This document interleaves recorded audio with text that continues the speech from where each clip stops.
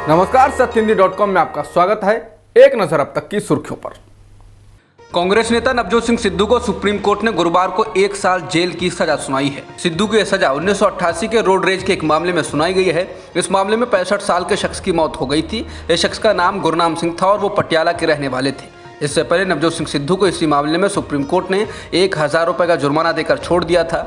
इस मामले में सुनवाई करते हुए अदालत ने पिछले महीने अपना फैसला सुरक्षित रख लिया था।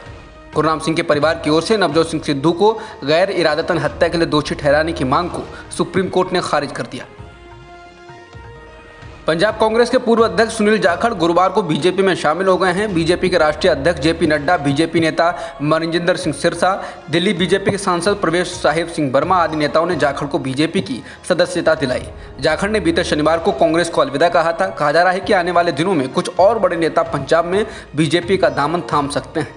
कांग्रेस की अनुशासन समिति ने सुनील जाखड़ को संगठन से 2 साल के लिए निलंबित करने की सिफारिश की थी। हालांकि सुनील जाखड़ ने पंजाब के विधानसभा चुनाव के दौरान ही सक्रिय राजनीति छोड़ने का ऐलान कर दिया था, लेकिन अब वो फिर से सक्रिय राजनीति में लौट आए हैं। मथुरा के श्री कृष्ण जन्मभूमि शाही ईदगाह मस्जिद विवाद मामले में एक निचली अदालत ने उस याचिका को स्वीकार कर लिया है जिसमें शाही ईदगाह मस्जिद को हटाने की मांग की गई थी। याचिका में कहा गया है कि मस्जिद कृष्ण जन्मभूमि पर बनी है। ये याचिका लखनऊ निवासी रंजना अग्निहोत्री की ओर से दायर की गई है, जबकि इससे पहले मथुरा की अदालत ने इस तरह की याचिका को पूजा स्थल अधिनियम 1991 का हवाला देते हुए खारिज कर दिया था। इस मामले में कई हिंदू संगठनों की ओर से भी अदालत में तमाम याचिकाएं दायर की जा चुकी हैं। कुछ दिन पहले ही दायर की गई एक याचिका में शाही ईदगाह मस्जिद को सील करने और वहां सुरक्षा तैनात करने की मांग की गई थी। ज्ञानवापी मस्जिद विवाद के मामले में वाराणसी की निचली अदालत में सर्वे रिपोर्ट पेश कर दी गई। ये सर्वे रिपोर्ट अदालत की ओर से नियुक्त किए गए कमिश्नर विशाल सिंह ने पेश की है। ये मस्जिद के अंदर हुए सर्वे की रिपोर्ट है। ये सर्वे 14, 15 व 16 मई को हुआ था। इससे पहले पूर्व में नियुक्त किए गए कमिश्नर अजय मिश्रा ने अपनी रिपोर्ट अदालत में पेश की थी। अदालत ने उन्हें कोर्ट कमिश्नर के पद से हटा दिया था क्योंकि उनके सहयोगी पर मीडिया में गोपनीय जानकारियां लीक करने का आरोप था। ये रिपोर्ट मस्जिद की पश्चिमी दीवार के बाहर की है और 6 मई और 7 मई को किए गए सर्वे के आधार पर तैयार की गई है। ज्ञानवापी मस्जिद विवाद के मामले में गुरुवार को सुप्रीम कोर्ट में सुनवाई नहीं हुई। हालांकि अदालत में मामला आने पर सुप्रीम कोर्ट ने वाराणसी की निचली अदालत को आदेश दिया कि वो आज इस मामले में कोई भी आदेश पास न करें। एडवोकेट विष्णु शंकर जैन ने अदालत से कहा कि इस मामले में एडवोकेट हरिशंकर जैन, जो निचली अदालत में वादी का पक्ष रख रहे हैं, वो बुधवार को ही हॉस्पिटल से डिस्चार्ज हुए हैं और ऐसे में अनुरोध है कि सुनवाई को कल तक के लिए टाल दिया जाए।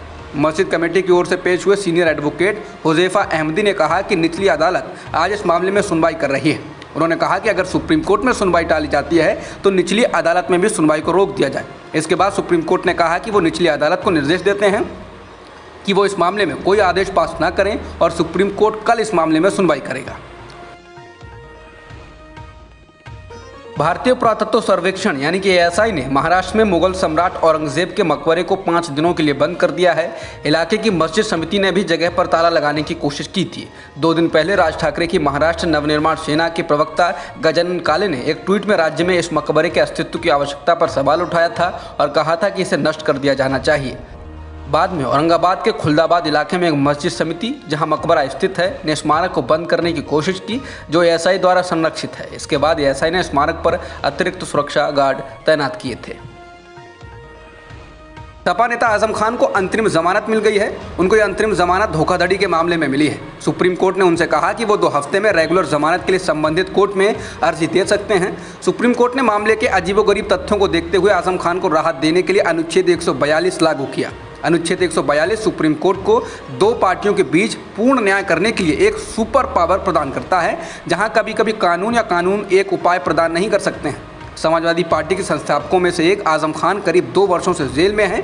अभी जो शुरुआती सूचनाएं आई हैं उनमें यह साफ नहीं है कि वो जेल से कब तक बाहर आएंगे, क्योंकि जेल अथॉरिटी के पास जब तक लिखित आदेश नहीं पहुंचता है तब तक जमानत की प्रक्रिया पूरी नहीं होगी।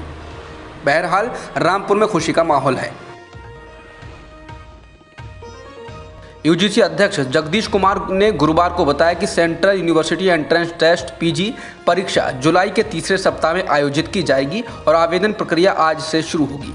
और 18 जून को समाप्त होगी। यूजीसी ने इस साल से पीजी कोर्स के लिए सामान्य विश्वविद्यालय प्रवेश परीक्षा यानी कि CUET शुरू करने का फैसला किया है। यूजीसी प्रमुख ने घोषणा की कि 45 सेंट्रल यूनिवर्सिटीज़ में प्रवेश के लिए CUET स्कोर न कि 12वीं क्लास के मार्क्स अनिवार्य होंगे और केंद्रीय विश्वविद्यालय अपनी न्यूनतम पात्रता मानदंड तय कर सकते हैं। घरेलू LPG सिलेंडर की कीमत एक बार फिर बढ़ी है और ये 3.5 रुपये महंगा हो गया है। अब 14.2 किलो के नॉन सब्सिडी वाले LPG सिलेंडर की कीमत 1003 रुपये हो गई है और ये गुरुवार से लागू हो गई। मुंबई में इसकी कीमत 1002 रुपये, कोलकाता में 1029 और चेन्नई में 1018 रुपये 50 पैसे हो गई है। इस महीने ही घरेलू LPG सिलेंडर 50 रुपये महंगा हुआ था। सैटेलाइट तस्वीरों और इस मामले से परिचित लोगों के अनुसार चीन अब पूर्वी लद्दाख में रणनीतिक रूप से महत्वपूर्ण पेंगोंग त्सो झील के आसपास के क्षेत्र में एक दूसरा बड़ा पुल बना रहा है। यह LOC से 20 किलोमीटर से अधिक दूरी पर बताया जा रहा है। इसके जरिए चीनी सेना को इस क्षेत्र में अपने सैनिकों को जल्दी से जुटाने में मदद मिलेगी।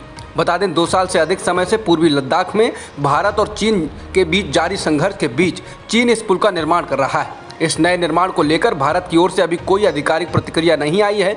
मालूम हो कि अगस्त 2020 में भारतीय सैनिकों द्वारा पेंगोंग झील के दक्षिणी तट पर कई रणनीतिक चोटियों पर कब्जा करने के बाद चीन अपने सैन्य बुनियादी ढांचे को मजबूत करने पर ध्यान केंद्रित कर रहा है।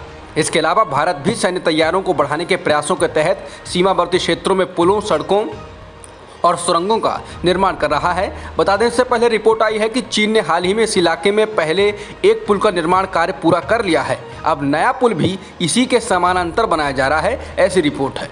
मालूम हो कि पूर्वी लद्दाख में संघर्ष 4 से 5 मई 2020 को शुरू हुआ। भारत इस मामले में गतिरोध से पहले यथास्थिति की बहाली पर जोर देता रहा है। इसको लेकर दोनों देशों के बीच 15 दौर की सैन्य वार्ता भी हो चुकी है।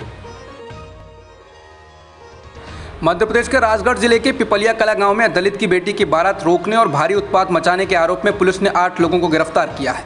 6 लोगों की बंदूकों के लाइसेंस निरस्त किए गए हैं। आरोपियों के अवैध निर्माणों पर मुख्यमंत्री शिवराज सिंह चौहान का बुलडोजर भी चला है। राजगढ़ के SP प्रदीप शर्मा ने सत्य हिंदी को बताया कि घटना को लेकर 7 लोगों के खिलाफ नामजद और अन्य अज्ञात लोगों के खिलाफ पथराव, बलवा, मारपीट, गाली गलौज, जान से मारने की धमकी समेत अन्य धाराओं में खिलचीपुर थाने में मुकदमा दर्ज किया गया था। पुलिस ने अब तक इस मामले में 7 नामजद और एक गैर नामजद आरोपी को गिरफ्तार किया है। अब तक की खबरों में इतना ही। बाकी खबरों के लिए बने रहिए सत्यहिंदी.com के साथ।